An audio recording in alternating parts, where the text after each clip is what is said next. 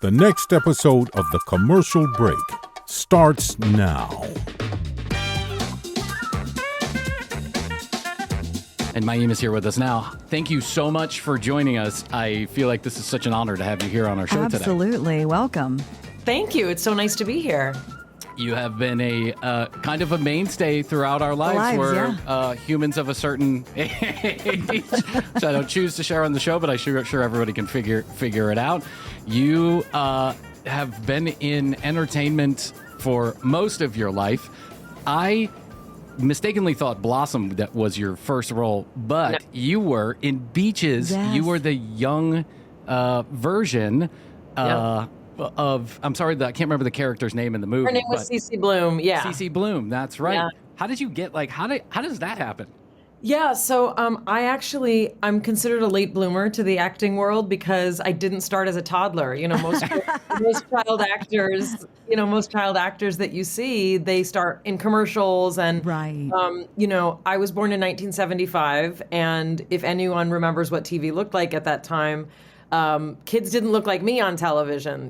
There was what was called the all-American look, which is hilarious that was like completely okay to refer to. Dang. But what it was like blonde hair, blue eyes, small-featured children. I did have blonde hair and blue eyes, but I was not small-featured ever. Yeah. I didn't start acting as a kid, and I liked school plays and started professionally acting because I thought I understood that people like me could have an acting career. Yeah. And my parents, my mom was like, okay, well, she had just stopped working. She was a nursery school director, and we literally just opened the phone book, which a lot of people don't even know what that is. Wow, right. Yeah. And my parents were like, here are children's actors in Los Angeles. I was 11 when I started professionally acting, and I didn't have much luck, in commercials and mainstream stuff because I didn't look like other kids. My first audition was for Full House to play DJ. Oh, no shit. Really? Yeah, wow. That's kind of how old I am. But I did start getting character roles, and then a year after I started acting, my parents always said that I looked like Bette Midler and Barbra Streisand. Mm-hmm. And a year after, this audition just came down the line. It was like, we're looking for young Bette Midler, and I was one of the only non-redheads, auditioning. And it was like a 4-month process of auditioning and meeting Gary Marshall and meeting Barbara Hershey and Bette Midler. And, I was cast. It came out when I was 13. It came out the week of my bat mitzvah, which I say was the biggest. Unbelievable. Oh, that's incredible. And then after that, I know it sounds crazy, but I got my own TV show. That's literally what happened. And, did you get the TV show in large part because of the performance in Beaches? Yeah, it was there was people took a script looking for an actress? There was ads in the trades, for your consideration for Academy Award nomination. My life just became ridiculous. We lived in a 1-bathroom house. Me, I was 4 people in one shitty rental in Hollywood. This was not my life. Wow. But yeah, I started getting, companies, and look, back then there was only 3 networks. So it was really different. I ended up doing a series with Fox, which was not even a real network back then. Right. That's All right. they had was America's Most Wanted, 21 Jump Street, the Tracy Ullman Show with this weird cartoon called The Simpsons in the middle of it. Anyway, and I ended up doing a series for Fox, which did not go anywhere, but Jennifer Aniston played my sister. So I love to tell this story that I did a series with Jennifer Aniston. Yeah. She was probably 19 or 20 at the time. You can do the math. And then that series failed, and I ended up being picked up by Whit Thomas, which was the company that did Golden Girls and Empty Nest and Nurses and all these sitcom shows. And a man named Don Rio had written a show as a modern Catcher in the Rye. Wow. And it was a female executive who said, what if it was about a girl? And people were like, a show about a girl? What do you mean? Wow. Yeah, Gidget had been the last show on, kind of popular television about that. That's crazy to even think about. Yeah, Mary Tyler Moore obviously was but she was a grown-up. It was different. And then there was, there was My So-Called Life. There was Clarissa Explains It All. But in terms of network standard primetime shows, we premiered after The Cosby Show. And, we were told no one will watch a show about girls. So, what you get is like a lot of ways to try and get boys to watch, and like Playboy models were on the show and like all this stuff. And we lasted 5 years, we were like a little show that people remember it as much more popular because if you were young, you liked watching it, but it was not like a top 20 show. It was not a top 10 show. We were then after the Fresh Prince of Bel-Air for most of the time that we were on the air. Yeah, it was like a niche hit. I do remember watching the show blossom, but I don't remember watching it religiously because of the Playboy models. That's right. Well, when you're a 15, 16-year-old boy. I mean, but take it back a little bit. Was your family, I mean, obviously they opened up the Yellow Pages and they found a child agency. Did you come from a creative family, or was this I really want to do this? Yeah, I came from a creative family, in that we were like a post-Holocaust, like if you don't laugh, you'll cry kind of family. Everyone was like funny, and like tragedy was funny, and what is it? Tragedy plus time is comedy. Like, I grew up with a lot of kind of heaviness that way. My dad was a drama teacher, which more meant that like I was comfortable around video cameras because he like had them. He taught at a performing arts school for many years. My parents were funny in that like first generation American like South Bronx kind of way. Yeah. But they were very artistic. My dad was a writer and a photographer and a poet, and they made documentary films in the 60s and 70s. And they were just like a funky bohemian, like, artsy couple. And so they were hippies. Call it like you see it. They were hippies. I love it. They were hippies, but they were East Coast hippies, which meant more like politics, documentary films, like less like weed and free love. Like it was still like I was kind of raised socially conservative because they both came from like Eastern European families. And so, but we weren't like a professional acting family, but there was a lot of humor, and I was a good mimic. I was good with voices, and I remember as a kid, even before I was professionally acting, like making other kids laugh. I wasn't like the class clown, but I would like hone in on like that weird kid's voice, in the like third row of social studies, and I could mimic it. And I don't think I was a teaser of people, but I was a really good kind of mimic of personality, and that was something that I remember made kids laugh. Stop me if I'm wrong. I might be putting words in your mouth, but you kind of learned how to emotionally navigate with humor, and then you found that to be a way to connect with people outside the home. Look who's the armchair therapist today. I'm not going to try and go toe-to-toe with you on intelligence, because anybody who listens to this show knows that I'm a dumbass. But I will say this. I also came from a family that had a lot of emotional strife, first generation, like my mom mentally ill and my father emotionally closed off, and, both lovely human beings in their own way, but that's just who they were, right? And so for me, humor became a way to navigate life. And then as a socially awkward kid, when I made him laugh, I got him.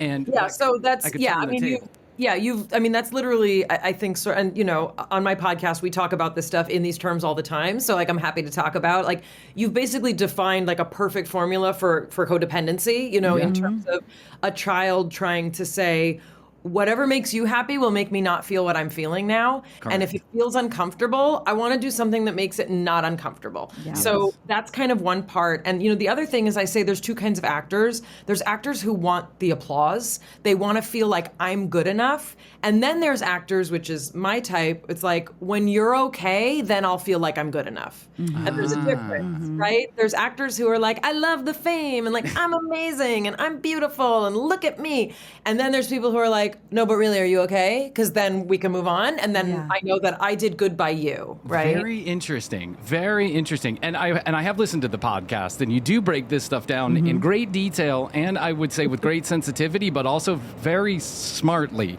And let me ask you a question. When you go to Blossom, and are you going to like a regular school, or I mean, not while you're filming Blossom, but after you get done with the 5 years of Blossom, did you go to like a regular school? Yeah, I was on Blossom from 14 to 19. Okay, and so well, I graduated high school at 17 though, so I had 3 years of like trying to go back and I went to public school my whole life. Like I was like went on buses and went to public school here. So I would go back to my school, but it didn't go that well because girls can be very jealous at that age. Boys don't know what to do with most girls, especially like smart, especially like smart ones who are like, kind of like calling them out on like their BS if they're like being annoying. I didn't do that well socially. And I mean, I think I was weird before. It wasn't like acting made me that way, but I think a lot of young actors a lot of young actors like to have people around them who kind of like boost them up and make them feel good. That never felt right to me. It never felt authentic. And so I kind of had more of a lonely, kind of experience. So I stopped going back. I mean, I went back to school like for 10th grade and part of 11th grade. And then we didn't call it homeschooling. We just called it that you had like tutors. And then, I got my diploma at 17. But I was tutored on set, that whole time. And then starting in 11th grade, also I was like, on everybody's TV screen. So it was a little bit distracting. So yeah, but then I had 2 years, at that time, like online college was like sort of a thing that was starting, but they would like mail you this giant book on like classic. Oh, right. Yeah. It was really weird. So anyway, I deferred college, for 2 years. And then I started college after Blossom ended. I left the industry really for 12 years. Yeah, you took a break from the industry from 12 years. You went to UCLA, is that right? I did UCLA for undergrad and grad. Yeah, I went straight through. When you went to UCLA, I mean, now you're interacting with children, young adults who probably have seen your work, right? And yes, so, like the night before. Yeah. I can't imagine, and I can't imagine that this makes you more popular. I imagine this makes life a little bit more difficult in a lot of ways, because that's a tough age in the first place, right? That's kind of a nightmare age. Right, yeah. I mean, I was 2 years out of high school, so I had a little bit more, I don't want to say worldly, but I had been working in an adult industry since I was like 11, so I already was like kind of different. And I think kind of a similar thing happens at college than happens in high school, except that, I was pursuing a degree in science. I got my undergrad and graduate degree in neuroscience. And so you're with like every A student from every school all over the country, if not world. Right. So, I was also like, meeting professors who were like, do you really belong here? Aren't you an actor? Like, sure. And so like that was awkward. And some professors would like bring their kids to meet me, like, which was weird. Creepy. Yeah. But like back then before HIPAA laws, like when I'd go to like a doctor's checkup, nurses would bring their kids to meet me. So like this was just like what the world was like. So college was like, honestly, South Campus at UCLA is all sciences. People cared less. They still cared. But if I went to North Campus, like I did a minor in Hebrew and Jewish studies, so all my like humanities classes, like humanities kids were always looking around for like, who's here? Do I look cute? And so, in that part of campus, I definitely got more, I guess, attention. But in South Campus, it was, pretty much pre-med, like everybody kind of keeping their heads down. And, I was a late bloomer to science, so I definitely struggled more. And then there were other kids who weren't child actors who also struggled because, back then there were affirmative action programs for kids who didn't have the same experience in high school for whatever reason. And we were given the opportunity to catch up. And so I had, we called it remedial calculus and remedial chemistry. And I was with a bunch of students who at the time were encouraged to catch up. And, those people today are your doctors and your dentists. Mm-hmm. So say what you will about the politics of affirmative action. I was in classes with kids who all had different experiences and wanted to compete in the sciences. So I wasn't the only one, as a child actor who needed to, to have more opportunity to kind of catch up. So yeah, that was my college experience. Parties was like drunk frat dudes will say really dumb things. I can only imagine. And then like drunk sorority girls don't really want attention pulled away from them. So it was pretty clear. When you were in Hollywood doing Blossom, were you part of this crew? I mean, you had to have been in some sense part of this crew of young actors and actresses who were around at that time. The Feldman, Haim, I guess, would be an example of some of those. Did you interact with them? Yeah, your timing is exactly right. I definitely wasn't. I mean, like I said, I was kind of weird, like in the first place. Yeah. But yeah, back then, there were these magazines called like Teen Beat and Tiger Beat. Yeah, I remember those. And this was like before social media, before PR. And what they would do is they would like take you to events. Like we'd go to like a dude ranch in Palm Springs, and photographers would come and they would like photograph you all like interacting and having a good time. How fucking weird. Yeah. It was very weird. And so it was like, it was Corey Feldman, it was Corey Haim, it was Stephen Dorff was part of my circle. He was also on Blossom, Neil Patrick Harris. And then like Danica McKellar and her sister Crystal McKellar, and like all the like pretty girls that I was like, oh, I'm not as cool. But yeah, like we did sort of, have those sort of events. But my parents were, kept a pretty close watch on me. They were both teachers. And so it was like kind of like after work, I just like came home and did homework. So I wasn't part of that partying scene. And, I knew a lot of kids in my junior high and high school who were also partying and doing drugs, who weren't famous actors. So it's kind of like it gets a lot of attention. But now that I look back, and now that I think we have a better understanding of like addiction and partying and what it can mean, I think we all have a better understanding that like, these are, like we're filling a God-shaped hole as a society, you know? And so when you see teenagers doing that, something's up, something's up either in themselves or maybe in their families, but, likely it's just kind of filling that hole. And I always felt like, or not always, but as I got older, I understood that certain youngsters, right? The Feldman, Hames, youngsters, call them the whippersnappers. Yeah. What's that? That you got outsized attention because it was something salacious that you could talk about, but that really almost everybody understood. Like today it happens because of TikTok and Instagram and everything else in the world. But that 1 or 2 or 10 moments of your life that you would never want shared with anybody else, or that are just so salacious and dumb, and it's just you being a teenager or a kid or a young person or even an old person. It could be somebody in their 40s. Sure. You get lasered in on, and it's a sport in this country to tear people down, raise them back up, and then if we can tear them down again, we'll do that again, and maybe they'll get another chance at it. Yeah. It's a sport that quite frankly is profitable and also is, I guess, fun for some people. And so in some sense, I felt empathy for people like Feldman and Haim, who not only were probably mistreated and possibly abused, but then at the same time are lasered in on for 1 or 2 or 10 dumb things that they did. That, by the way, I had 100. Right. And I think also, like, by the same token, people want, like, even before there was social media, right? People Magazine or all those, kind of like magazines, which, I think in many cases are entertainment, but they're looking for like the reason, the solution. And I think also, not to bring it back to my podcast, but that is something that like, please do. We have a lot of people. I mean, we had Corey Feldman on, like we've had Matthew McConaughey on, we've had Ben Stiller on, like, we're having people on who have had a certain amount of success and still express like imposter syndrome and insecurity and like trauma stuff that like you didn't know would surface. But I think people like want the answer. They want the solution. And,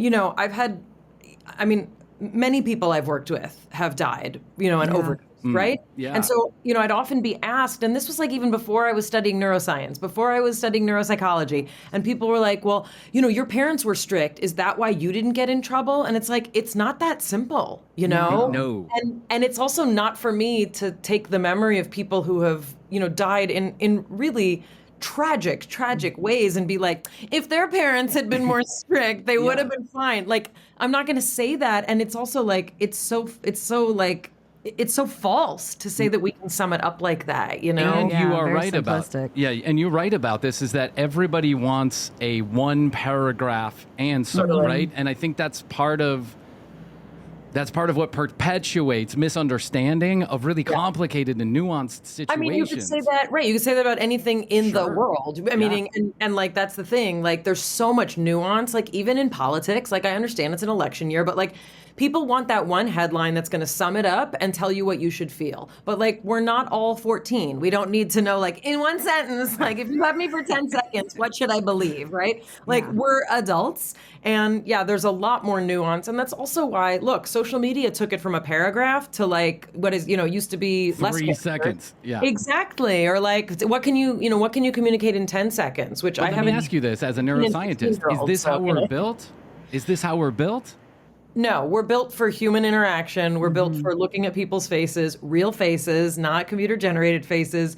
The technological progress of the last, call it what you want, 20 years, 50, 100, 200, has done absolutely incredible things. C-sections are amazing for saving the lives of babies. Do 30% of women need C-sections? Absolutely not, right? So there's many wonderful things about technology. It doesn't change hundreds of thousands of years of the brain evolving as a Homo sapiens sapiens. It just doesn't. Babies don't need toys the first year, I promise. They need humans who want to talk to them and interact. They don't want to look at a screen. That's not what the brain is made for.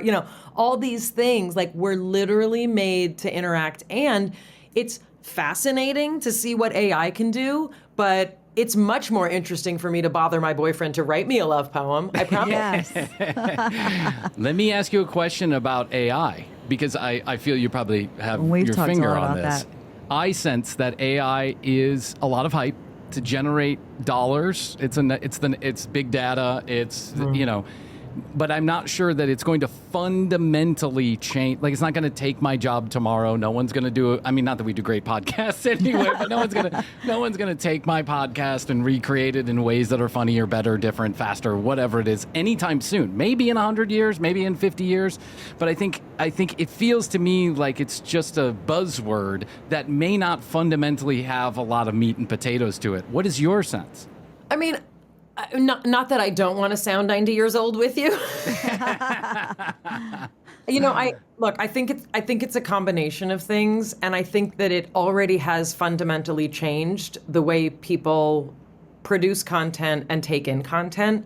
And I think if nothing else, the way that it has changed the propagation of dangerous material for young girls, meaning fakes and the I mean, it's happened to me and most celebrities, but the thought that elementary school and middle school girls are having an experience that is assisted by the technology of AI that's a huge societal shift. And I think it's a little bit the tip of the iceberg. And I also think, and I think it's fair for us to say, that there are also some really incredible things that computers can do, right? Mm-hmm. Yes. And AI is showing the speed, efficiency, and prowess of a finely tuned algorithm that can be really helpful. But as a 90-year-old person and as a mom of two teenagers, who don't even know how to write cursive because we were told they're not going to need it. When I look at these commercials of AI helped my daughter write a letter to her favorite athlete. I'm like, I don't know. Do we need that? No.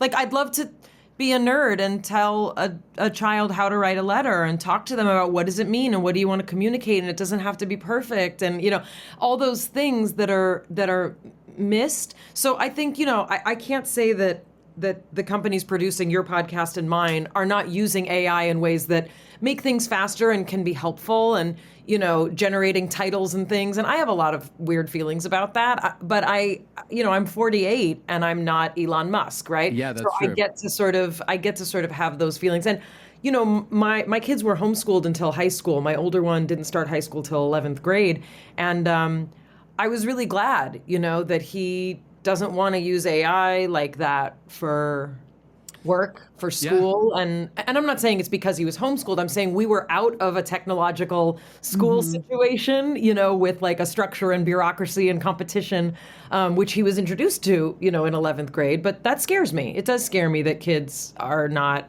reading, thinking, writing the way that we used to. And I don't think that, makes me a fuddy-duddy. You make me look at this in a little bit of a different way. There are things that AI has done and does do that is a fundamental shift in our perception of human beings and our ability of human beings to feed a computer information, ask it to do something. Yeah, correct. And have it return something that is 100% fictitious and in no way resembles reality, but could easily be undiscerned as reality. Like, you could easily say, oh, that is reality.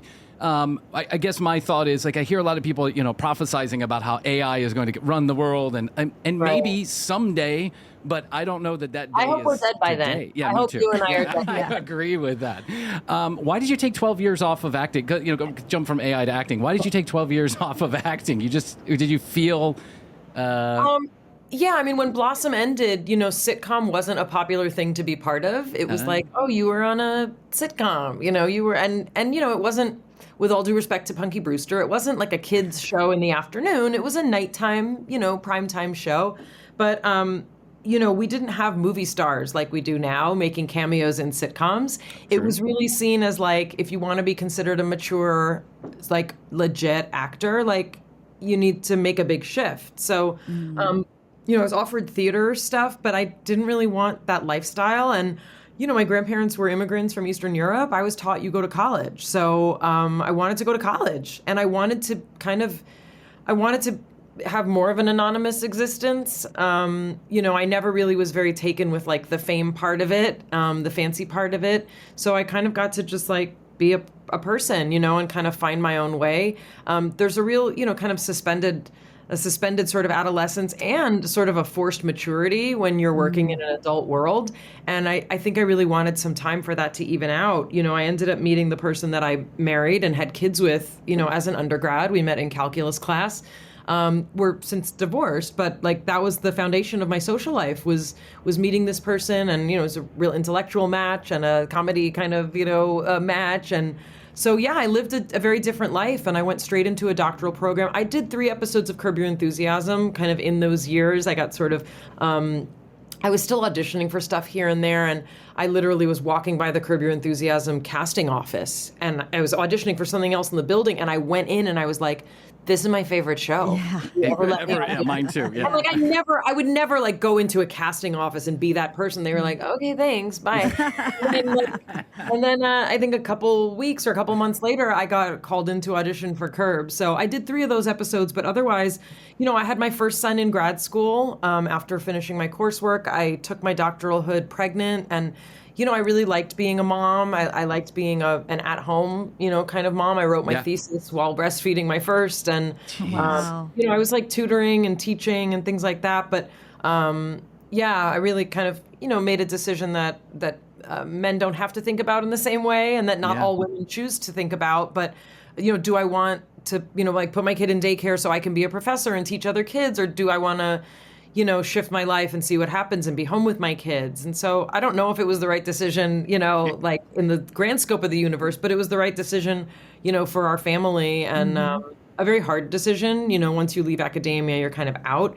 And then I just started auditioning for things when my insurance ran out. I had a toddler and a pretty much a newborn when I auditioned for The Big Bang Theory. And like, I didn't know what that show was. I wasn't watching TV at the time. I was like nursing humans, When you went to Big Bang Theory, what season did you join Big Bang Theory?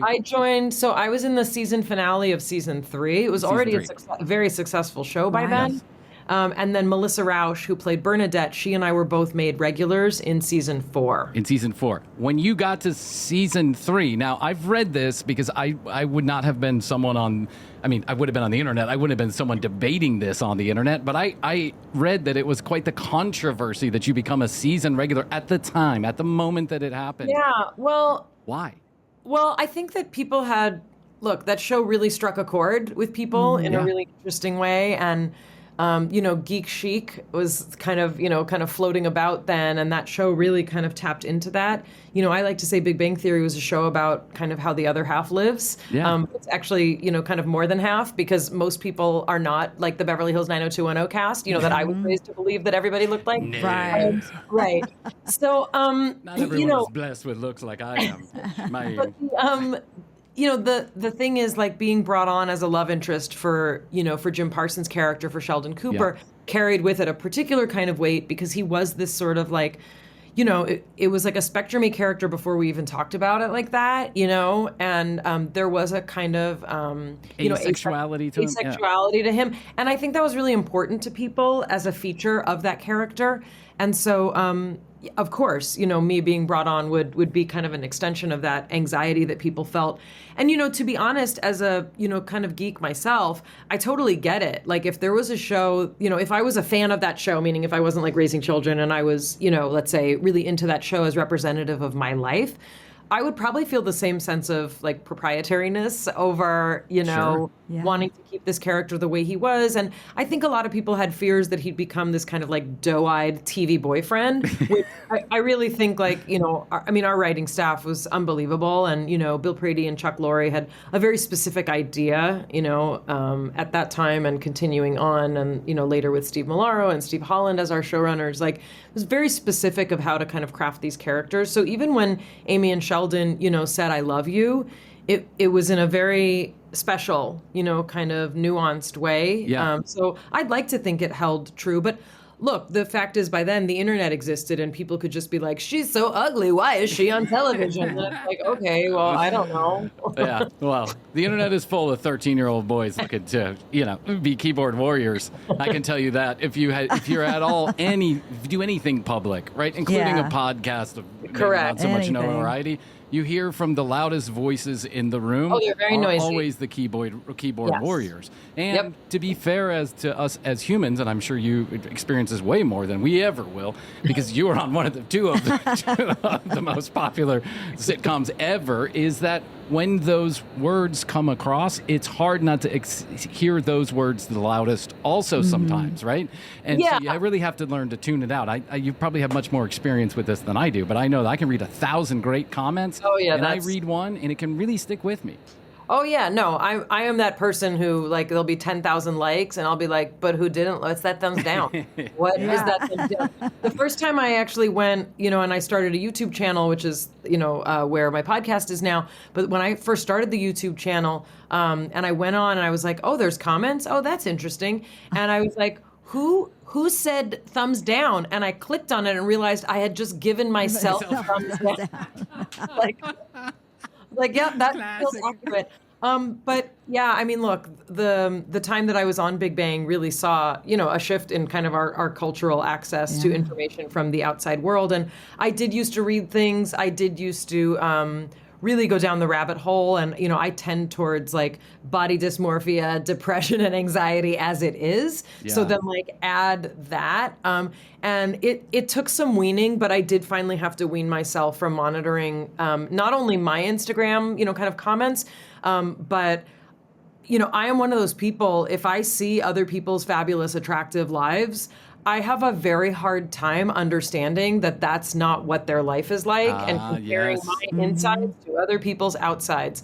And I'll come up with every reason that, I can compare and despair over every aspect of someone else's. So I really have had to, for everyone's, including my children's mental health, stay off those things. Social media dysmorphia is got to be a real thing. It really does. Like you look at everybody else's life and you compare yourself to them and go, look how they look. Yeah, well, I struggled to pay my rent last month, and how are these people in the Maldives every second week? And the truth, you don't have to be a genius to figure this one out. The truth has nothing to do with the image. Nothing to do with the image. Because they're human too. And to to our human empathy together, this human experience, they also have shitty lives. They're just posting really pretty fucking pictures of it. So. Yeah, I don't know if I can quote Kanye, but we're all insecure. I'm just the first to admit it, right? It's like, it's all just sort of like variations on that. So. It really is. Is it like when you go 12 years without acting and then you go on the most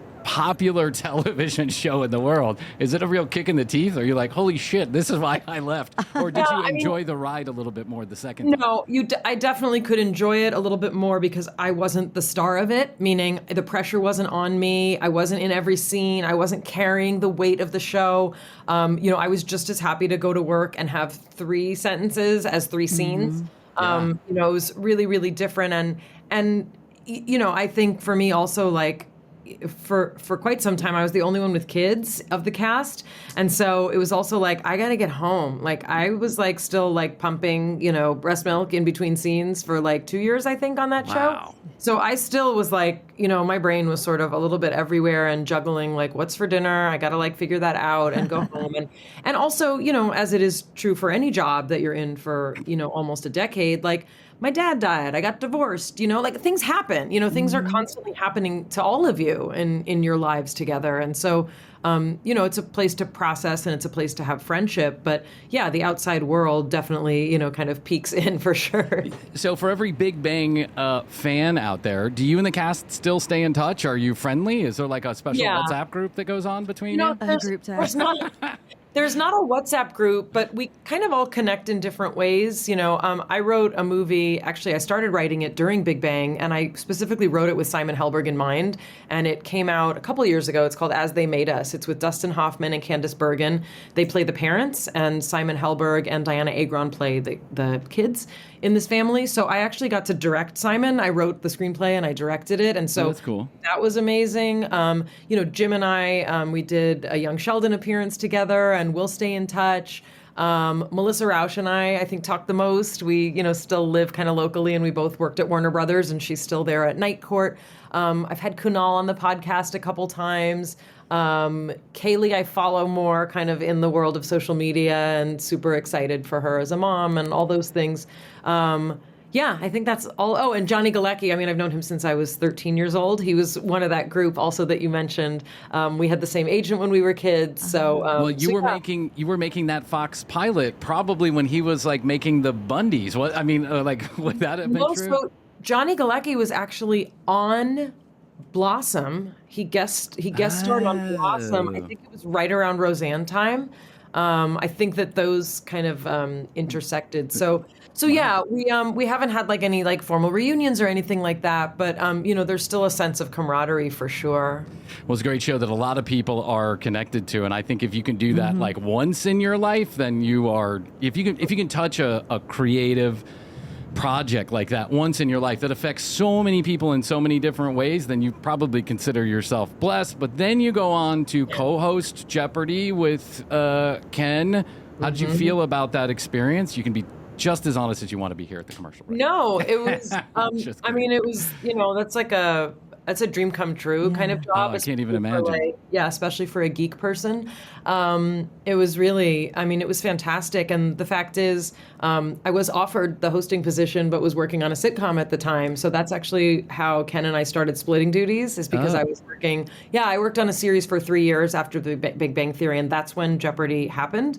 So yeah, we were initially splitting duties, and then, I feel like safe to talk about it. I didn't cross the picket line. I didn't cross the writer's strike picket line, the WGA picket line, or the SAG picket line.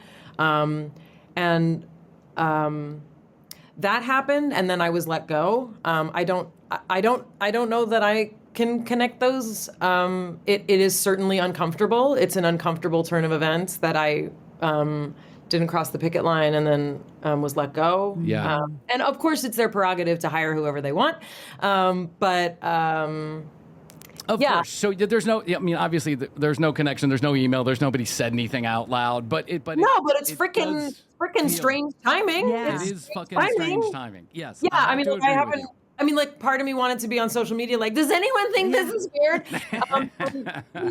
My kids definitely were like, "Are you sure, Mama?" And I said, "Yeah, my grandparents were sweatshop workers, and I'm a child of a public school teacher. Like, I'm raised by union, and I don't cross a picket line. I don't cross a picket line. I know these people who are our writers. They are the people running this show and organizing Jeopardy as you know it. I'm not going to drive in and cross a picket line." And I said to them, your principles are only worth something if you stand by them no matter what. That's right. And I don't know, but you're right. I'm not making any formal accusation of anything. It's just the timing it was a sad year. Yeah. It was a tough year. Yeah. And also like Ken is, Ken may be people's flavor, and that's super, again, totally super fine. And Ken is phenomenal, and he's an enormously important part, of Jeopardy history. And that's incredible too. But like a lot of weird stuff happened, like on his podcast of like people like trashing me for not like crossing the picket line. And it's like, can we all just get along here? Like, it's just weird. Yeah. Listen, I don't know every twist and turn, and I'm not going to claim to, but I know the overtones and the undertones, and neither do you. And probably maybe no one does. Maybe it's just one of those situations like, okay, we're going with Ken, right? We'll flip a coin. Who fucking knows?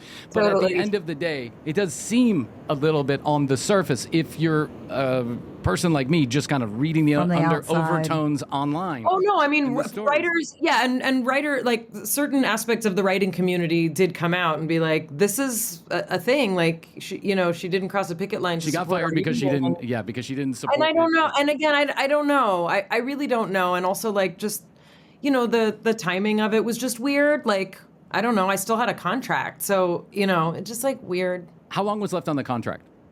Well, I was contracted through the end of that season. Okay. Through like May, and this was after October 7th. I remember that. It was, I think, November. Yeah. A little bit strange. It was a big yes, it was. It was a tough year. It was a tough year. Listen, and I'm a loud person, and also I should say, and I feel comfortable. Like I'm a loud person. Like meaning I do. I use my social media to try and educate people about things. And so I also understand that, yeah, it's Jeopardy's prerogative to want a less loud, controversial, but also like I was loud before. So yes, if you compare me and Ken, I think his social media is probably a lot less controversial. But again, I existed before, I was offered the job. So yeah. Ken plays it down the middle, and or maybe not sometimes, but at the end of the day, I think there is a safe harbor quality to some media personalities or some people who became media personalities. And I think we like our women to behave a certain way, and we're in the middle of a really interesting time in history where our country again is going to be asked, but how about now? How do you feel about women now? And I was reading an article about Barry Weiss, who runs the Free Press, which is a media platform. And the way that they describe Barry Weiss is like in ways that you wouldn't even describe a man. It's like she's so sure of herself. Like you'd never read an article about a dude being like he's just a dude who says things. So I also know that people are comfortable with different. I mean, look, I've always been weird. As a loud kind of female person. So it's not, surprising. And I think it plays out in a lot of places, not just Jeopardy. Like it plays out for a lot of women of like, how sure can you be about yourself? How confident can you be without it threatening people? And like, what if you also have a sense of humor? Like it has to agree with the boys' sense of humor, right? Like, so there's a lot, We like weird. We like weird and we good. like loud because those two things we are for sure. And as the father of daughters, right, I find myself in Bryan 25, I think Krissy's known me for so many years. Bryan 25 was always a champion of human rights and humans' abilities to be equal and say the things they need to say and do the things they need to do and be recognized in the ways. And I'm not sure I always got it right, and I'm not sure I always got it right. Thank you very much. I appreciate that. But now I have daughters, and I really appreciate the voices that are out there right now. You make it a point to show them. Yes, I want to show them. Yeah. Those are the women, or those are the humans that you want to pay attention to because those are the humans. Right, and just also, of course, and like I never thought it would be pushing the edges to say the government doesn't get to tell me what to do with my body, but lo and behold, here I am, like saying something that's real uncomfortable for people. This is crazy, Mayim. I know. We could do we could do 2 hours of this, and I'd be happy to have that chat, and I know Krissy would too. But it's just unfucking believable, and I'll say this now that my daughter, who is very young, all my daughters who are very young, may or may not grow up with autonomy over their own physiological self is fucking insane to me. It is insane. It's insane no matter what your political lean. I mean, this is the thing. This is an issue that for me, and I have a lot of respect for people who kind of cross the aisle on this one. It's like, I mean, there's not rules for men about what happens when they go to the exactly. No, and it won't stop until we stop it. So it won't just stop at uteruses and but whatever. It will continue to go if we don't stop it. So whoever you vote for, fucking vote. That's all I gotta say. And protect your uterus and the embryos in there. That's right. Tell us about your podcast. I've listened to a few hours of it. I really like it. I think it's very interesting. Yeah, I started this podcast. It's called Mayim Bialik's Breakdown. I started this podcast with my partner, Jonathan Cohen, and he comes from a creative and sort of tech innovative background. And what was very innovative about the way we started our podcast was it happened really during lockdown. And we were realizing that our mental health was kind of taking a downturn with all of the uncertainty and like what's happening. Like it's a global pandemic, what? And I just realized that, I had decades of therapy under my belt and I still was freaking the F out and didn't know what to do. And I thought, what about all the people who don't have a therapy background or vocabulary and don't know even the simple breathing techniques, for example, that can help you if you're feeling anxious, right? So Jonathan was like, we can literally turn, this is a house that I used to live in that I used as a rental property. And the person who was living here had moved out and I was going to sell it. And Jonathan was like, no, we're going to turn it into a podcast studio. Wow. And I was like, I've never listened to a podcast. What's that? So we started this podcast. It started as kind of instructional about mental health. And then we started having on, experts, but also a lot of celebrities and prominent people who are experts in their own journey. And the idea, like, I'm not the kind of celebrity that's like, I've figured it out. Here's the product that you should buy. It's literally like, I'm still figuring it out. Doing it together. Still in therapy. I'm still unearthing more. Like, things happen all the time. And like, then you're a woman and then you have menopause. And then it's like, you're like a hormonal mess and all the things happen again that you thought were done. But anyway, we've, kind of grown into this, kind of space to talk about well-being. And we've had, a lot of comedians. We've had Chelsea Handler, we've had Sarah Silverman and Eliza Schlesinger. And then we've had Matthew McConaughey, who had no idea who I was. It was literally placed on his schedule for his book. And I was like, do you know who I am? He's like, I have no idea. I was like, great, I'll take an hour with you anyway. Yeah. But we had Dustin Hoffman come on, and we've had, several of the cast of Big Bang. Actually, half the cast of Big Bang has come on. Ben Stiller came on. Like, that was unbelievable. And then we've had Peter Attia, and we've had Andrew Huberman, and people who are in that space, and Gabor Mate, and Michael Singer, and, people who are mental health, like the people you want to hear about. How do we process trauma? Why is it still impacting us? And we're tapping into a lot of things that a lot of bro podcasts do really well, but not a lot of women kind of want to hear it from Huberman that way. So we're trying to also introduce these things like learning about sleep hygiene is not just for the bros, who want to live forever. Those are you're so right things about for this. everybody. Yeah. So, and we have a split audience, but I do know that a lot of women, listen to us who maybe otherwise are, getting their stuff from more of those bro podcasts. But, we talk about narcissism, we talk about trauma, we talk about toxic relationships. We've had some really interesting guests, and we have a YouTube channel if you want to watch us, which is sometimes fun because I talk with my hands because I have F hands. I do too. Or, we're a podcast that's on Spotify or wherever you get podcasts, and our website's Bialik Breakdown. It's available everywhere. Give them if you had one episode recommendation on your podcast to start with, because you have episodes, and now I just want to make sure you get the best foot forward. I wish we could say this to our start here, right? But so far, Apple doesn't let you do that. But I wish they actually had a list that says, don't go here. Yeah. This one wasn't so good. Look, it's hard to answer. People want so many different things from podcasts. But since we've spoken about Big Bang Theory, I will say we have 2 episodes with Kunal Nair, who played Raj, and they're really, really interesting. I think that's a really fun place to start. And, I think hearing Peter Attia talk about the worst parts of his personality and all the places that he's imperfect is one of my favorite things about getting to talk to Peter Attia. And then Michael Singer is our highest rated episode that's not a celebrity. Okay. And Michael Singer wrote Untethered Soul, and he's this really, really fascinating intellectual, spiritual. I have read it. Yeah. Yeah, I mean, hearing him speak is fascinating, and it's really one of my favorite episodes. I cry through most of that one just because he's a very powerful presence, and I was very startled what it would be like to speak to him. I'm going to listen to that one, and I'm going to listen to the Corey Feldman one. Now, the Corey Feldman one is wild. I'm going to listen to that because I got to dig into everything Corey Feldman. I'm a little bit of an oddball. I like to see everything Corey. It's wild. Whenever he's up on stage, I'm like, he's either in on the joke or the joke's on him. Oh no! But I'm pretty sure he's in on the joke. Yeah. You have to watch our episode, and and actually, I take it as a high compliment that he didn't keep his sunglasses on for the entire episode. Oh wow! Yeah. Really? So he took his sunglasses off. Yes, you can tune in and see the point at which he felt that level of comfort. Oh, Nice. Okay. Corey Feldman. Now we're running out of time with you now, but when you return, Krissy and I are going to talk to you about Teresa Caputo. We just want to have a small conversation. Doesn't have to be long. We just want to share with our thoughts of it.